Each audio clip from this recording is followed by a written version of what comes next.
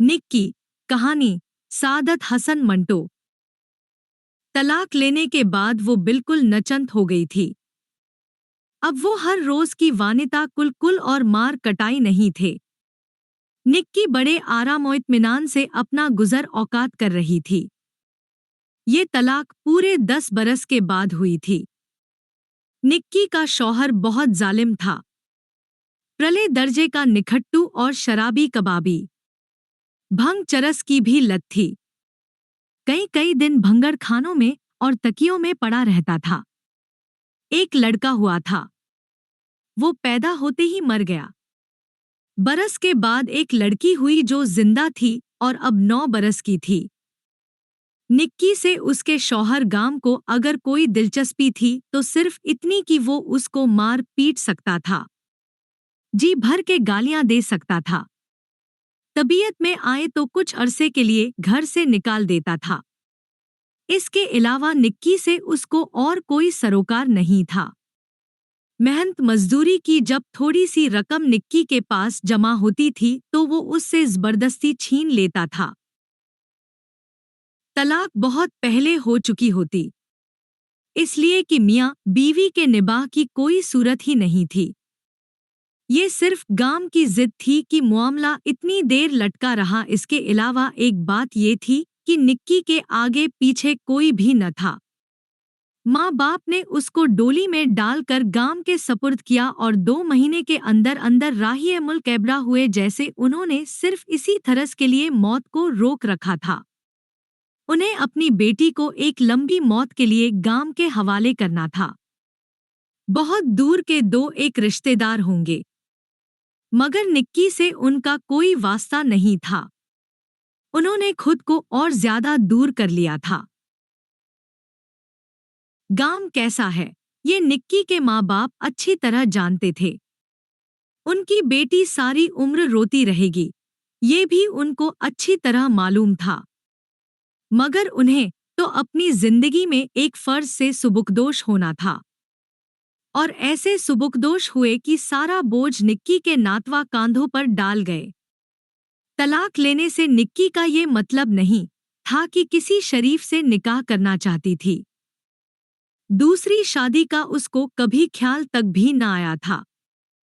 तलाक होने के बाद वो क्या करेगी, क्या नहीं करेगी, इसके मुतल्लिक भी निक्की ने कभी नहीं सोचा था। असल में वो हर रोज की बकबक और झिक-झिक से सिर्फ एक इत्मीनान का सांस लेना चाहती थी। इसके बाद जो होने वाला था उसको निक्की बखुशी बर्दाश्त करने के लिए तैयार थी। लड़ाई झगड़े का आगाज तो पहले रोज ही से हो गया था, जब निक्की दुल्हन बनकर गांव के घर गई थी। लेकिन तलाक का सवाल उस वक्त पैदा हुआ था जब वो गांव के सुधार के लिए दुआएं मांग मांग कर आजिज आ गई थी और उसके हाथ अपनी या उसकी मौत के लिए उठने लगे थे।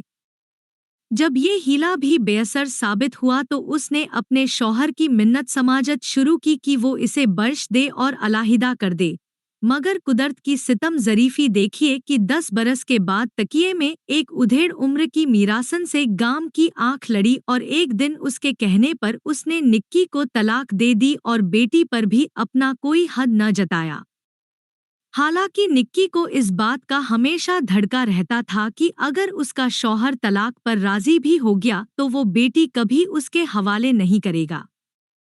बहरहाल निक्की नचंत हो गई और एक छोटी सी कोठड़ी किराए पर लेकर चैन के दिन गुजारने लगी। उसके 10 बरस उदास आमोशी में गुजरे थे। दिल में हर रोज उसके बड़े बड़े तूफान जमा होते थे, मगर वो ठाविंद के सामने उफ तक नहीं कर सकती थी। इसलिए कि उसे बचपन ही से ये तालीम मिली थी कि शौहर के सामने बोलना ऐसा गुनाह है जो कभी बख्शा ही नहीं जाता। अब वो आज़ाद थी, इसलिए वह चाहती थी कि अपने 10 बरस की भड़ास किसी न किसी तरह निकाले। चुनांचे हमसाइयों से उसकी अक्सर लड़ाई भिड़ाई होने लगी। मामूली तू में होती जो गालियों की जंग में तब्दील हो जाती। निक्की पहले जिस नदर खामोश थी, अब उसी धदर उसकी जबान चलती थी। मिनटा मिनटी में वो अपने मद्दे मुदाबिल की सातों पीढ़ियां पुन कर रख देती। ऐसी ऐसी गालियां और सठनियां देती कि हरीफ के छक्के छूट जाते। आहिस्ता आहिस्ता सारे मोहल्ले पर निक्की की धाक बैठ गई। यहाँ कारोबारी किस्म के मर्द रहते थे, जो सुबह सवेरे उठकर काम पर निकल जाते और रात देर से घर लौटते। सारे दिन में औरतों में जो लड़ाई झगड़ा होता, इससे वो मर्द बिल्कुल अलग थलग रहते थे। इनमें से शायद किसी को पता भी नहीं था कि निक्की कौन है और मोहल्ले की सारी औरतें इससे क्यों दबती हैं।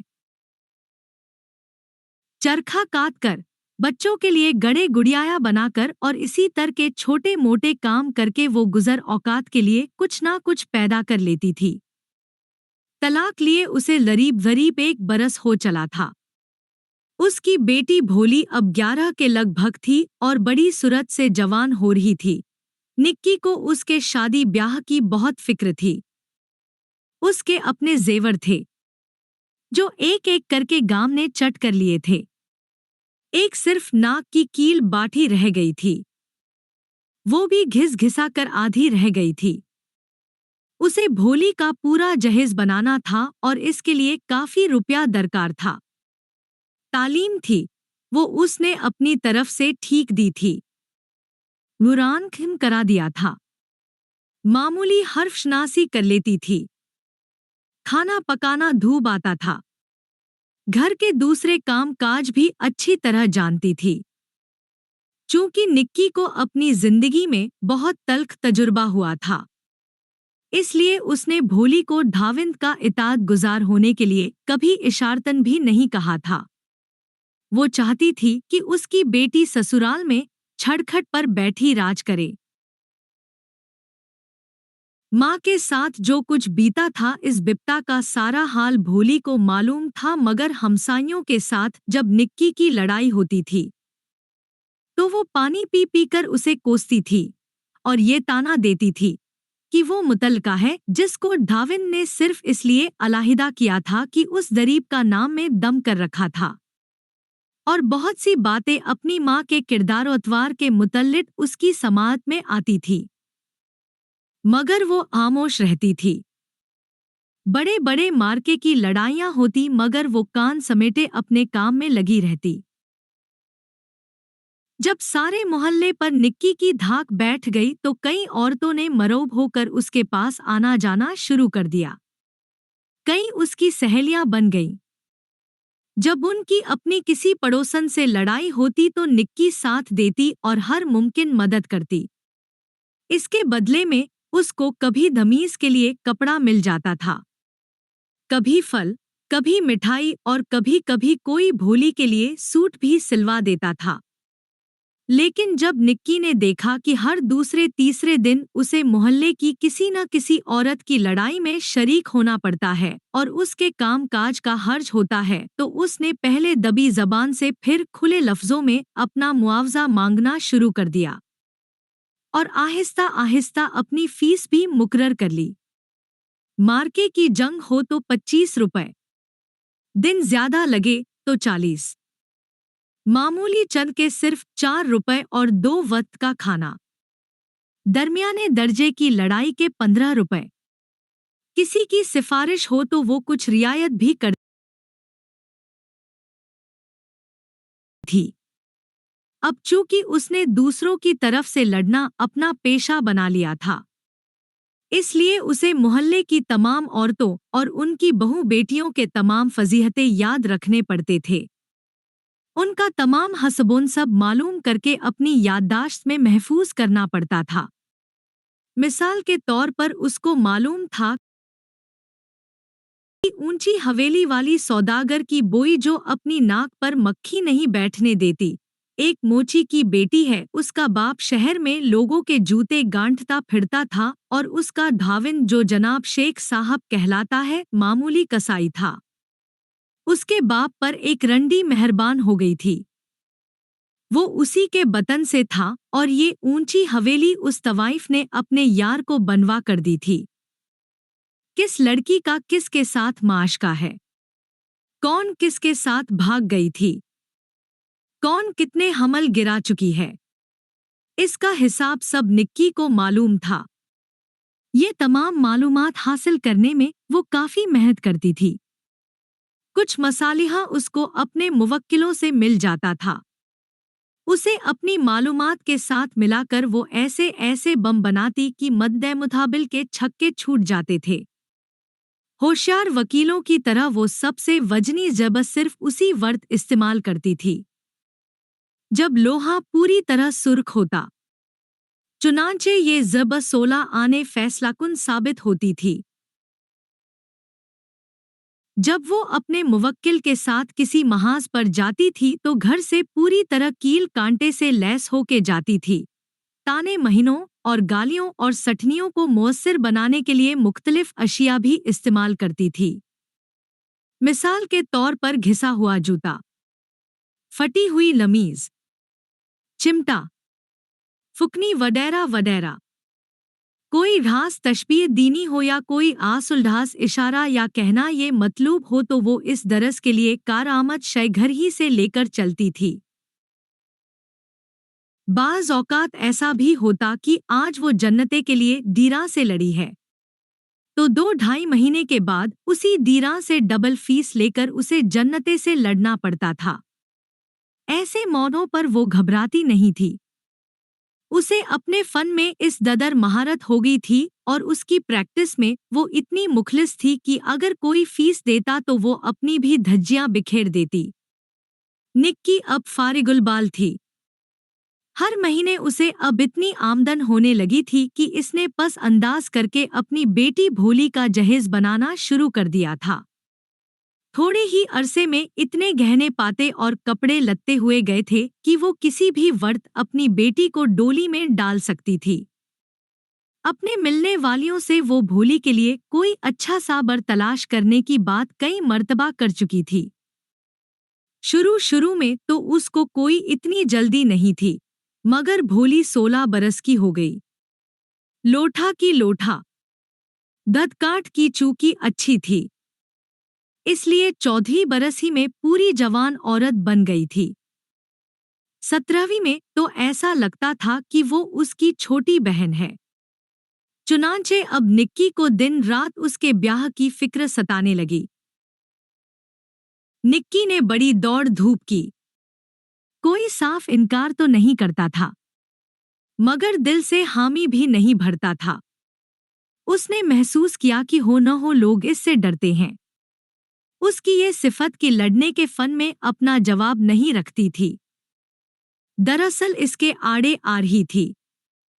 बाज़ घरों में तो वो खुद ही सिलसिला जनियानी न करती कि उसकी किसी औरत का उसने कभी नाथा बंद किया था। दिन पर दिन चढ़ते जा रहे थे और घर में पहाड़ सी जवान बेटी कुंवारी बैठी थी।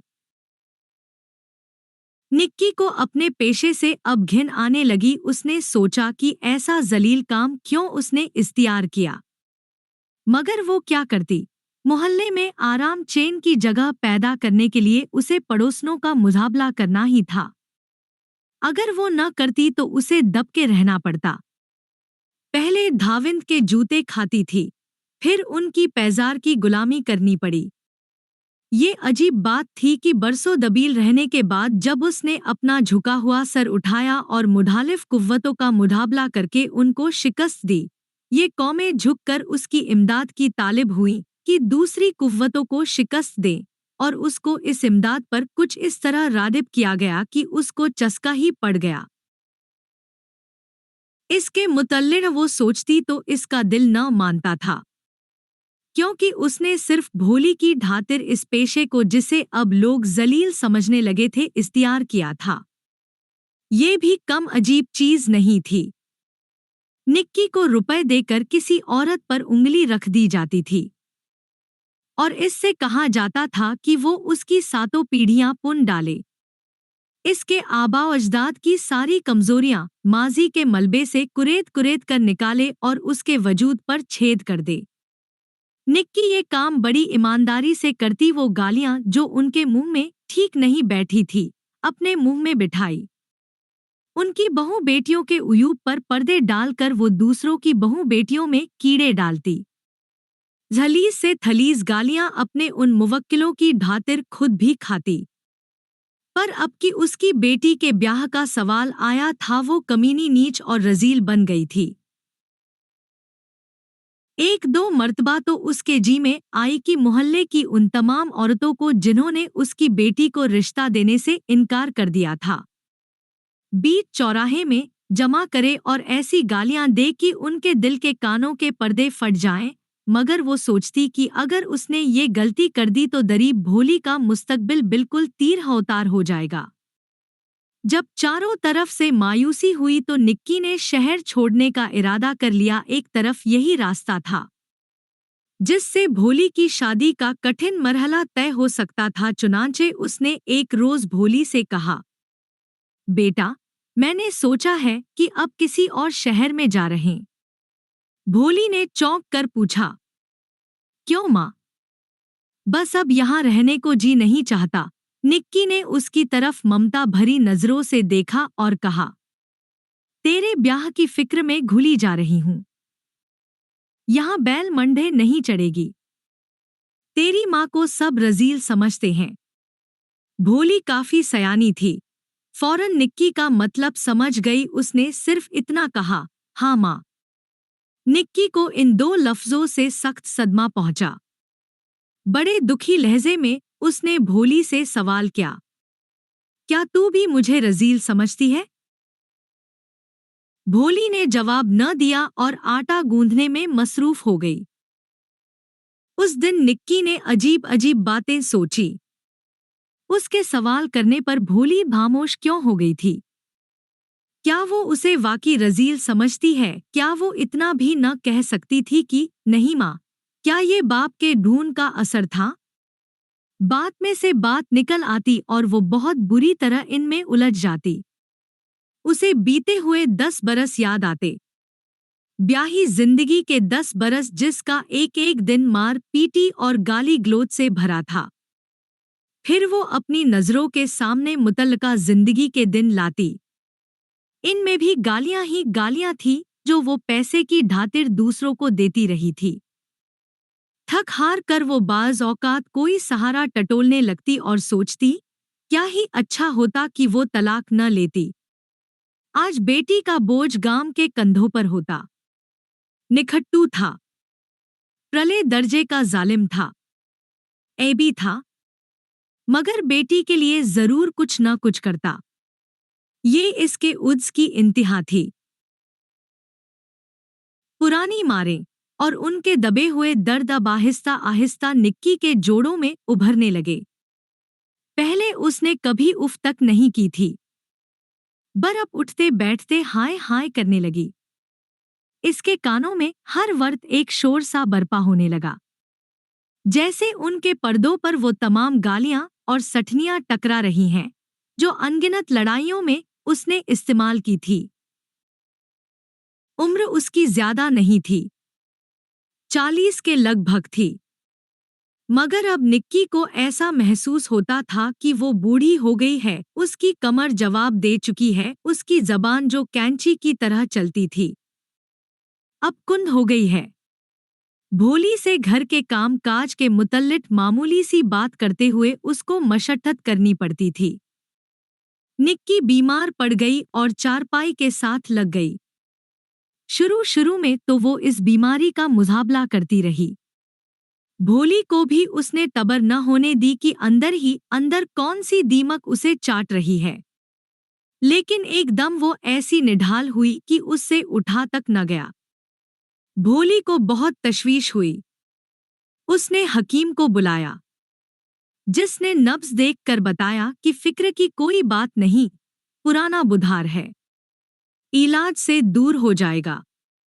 इलाज बाकायदा होता रहा। भोली सादतमंद बेटियों की तरह माँ की हर मुमकिन जिद्मत बजा ला रही थी। इससे निक्की के दुखी दिल को काफी तस्कीन होती थी। मगर मर्ज दूर न हुआ। बुधार पहले से तेज हो गया और आहिस्ता आहिस्ता निक्की की भूख गायब हो गई, जिसके बाइस वो बहुत ही लागर और नहीफ हो गई।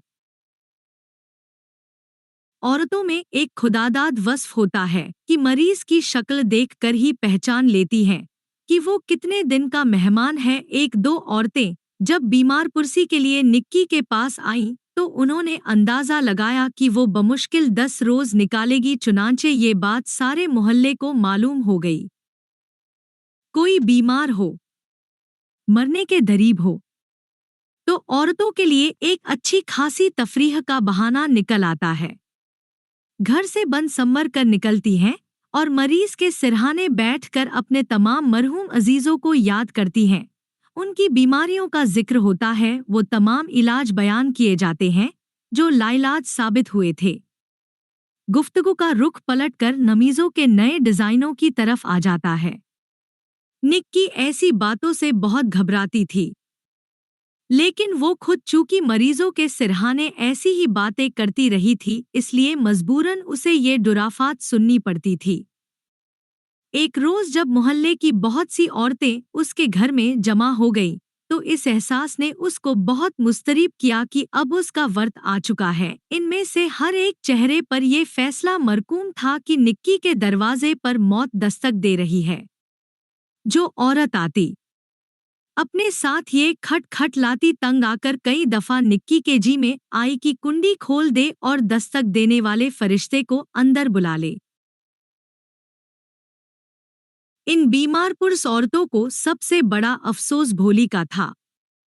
निक्की से वो बार बार उसका जिक्र करती कि हाय इस बेचारी का क्या होगा। दुनिया में जरीब की सिर्फ एक माँ है, वो भी चली गई तो इसका क्या होगा। फिर वो अल्लाह मियाँ से दुआ करती कि वो निक्की की जिंदगी में चंद दिनों का इजाफा कर देता कि वो भोली की तरफ से मुतमिन होकर मरे। निक्की को अच्छी तरह मालूम था कि ये दुआ बिल्कुल झूठी है। उन्हें भोली का इतना ख्याल होता तो वो उसके रिश्ते से इनकार क्यों करती। साफ इनकार नहीं किया था, इसलिए कि ये दुनियादारी के उसूल के खिलाफ था, मगर किसी ने हामी नहीं भरी थी। वो छोटा सा कमरा जिसमें निक्की चारपाई पर पड़ी थी, बीमार पुरुष औरतों से भरा हुआ था। भोली ने उनके बैठने का इंतजाम ऐसा मालूम होता है पहले ही से कर रखा था। पीढ़ियां कम थी, इसलिए उसने खजूर के पत्तों की चटाई बिछा दी थी। भोली के इस एहतिमाम व इंतजाम से निक्की को बड़ा सदमा पहुंचा था, गोया वो भी दूसरी औरतों की तरह उसकी मौत के इस्तिकबाल के लिए तैयार थी। बुधार तेज था, दिमाग तपा हुआ था। निक्की ने ऊपर तले बहुत सी तकलीफदेह बातें सोची तो बुधार और ज्यादा तेज हो गया और उस पर हिज़्यानी कैफियत तारी हो गई। जल्दी जल्दी बेजोड़ बातें करने लगी। बीमार पुरुष औरतों ने मानी भेज नजरों से एक दूसरे की तरफ देखा। वो जो उठकर जाने वाली थी, निक्की का वक्त वरीब देखकर बैठ गई। निक्की बके जा रही थी। ऐसा मालूम था कि वो किसी से लड़ रही है। मैं तेरी हष्ट पुष्ट को अच्छी तरह जानती हूँ। जो कुछ तूने मेरे साथ किया है, वो कोई दुश्मन के साथ भी नहीं करता। मैंने अपने ढाविंद की 10 बरस गुलामी की। उसने मार मार कर मेरी खाल उधेड़ दी, पर मैंने उफ तक न की। अब तूने मुझ पर ये जुल्म शुरू किए हैं। फिर वो कमरे में जमाशुदा औरतों को फटी फटी नजरों से देखती। तुम यहाँ क्या करने आई हो? नहीं नहीं, मैं किसी फीस पर भी लड़ने के लिए तैयार नहीं। तुम में से हर एक के ऐब वही हैं, पुराने, सदियों के पुराने। जो कीड़े फामा में हैं, वही तुम सब में हैं। तुम में से धरीब धरीब हर एक का ढसम रंडी बाज है। जो बुरी बीमारी फातों के धाविंद को लगी है, वही जन्नते के घर वाले को चिमटी हुई है। तुम सब कौड़ी हो, और ये कोड तुमने मुझे भी दे दिया है। लानत हो तुम सब पर खुदा की, खुदा। और वो हंसने लगती। मैं उस खुदा को भी जानती हूँ, उसकी हष्ट पुष्ट को अच्छी तरह जानती हूँ। ये क्या दुनिया बनाई है तूने, ये दुनिया जिसमें गाम है, जिसमें फामा है जो अपने थाविन को छोड़कर दूसरों के बिस्तर गर्म करती है और मुझे फीस देती है। 20 रुपए गिनकर मेरे हाथ पर रखती है कि मैं नूर फिशा के पुराने यारानों का पोल खोलूं। और फिशा मेरे पास आती है कि निक्की ये 5 ज्यादा लो और जाओ अमीना से लड़ो। वो मुझे सताती है। ये क्या चक्कर चलाया हुआ है तूने अपनी दुनिया में? मेरे सामने आ, जरा मेरे सामने आ। आवाज निक्की के हलक में रुकने लगी। थोड़ी देर के बाद घुंघरू बजने लगा। तशन्नुद से वो पेचौताब खा रही थी और हिज़्यानी कैफियत में चिल्ला रही थी। गाम मुझे न मार, ओ गाम, और खुदा मुझे न मार, ओ खुदा, ओ गाम, ओ खुदा ओ गाम बड़बड़ाती आखिर निक्की बीमारपुर औरतों के अंदाजे के ऐन मुताबिक मर गई।